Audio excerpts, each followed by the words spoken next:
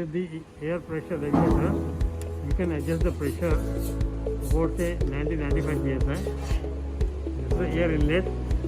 This is the controller. This is the on-off switch.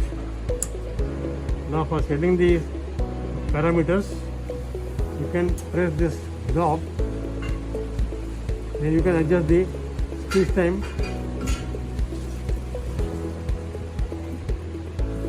Like that. Then this is a weld time, that also you can adjust. For this job you can keep 20 cycles. For welding 8 wires.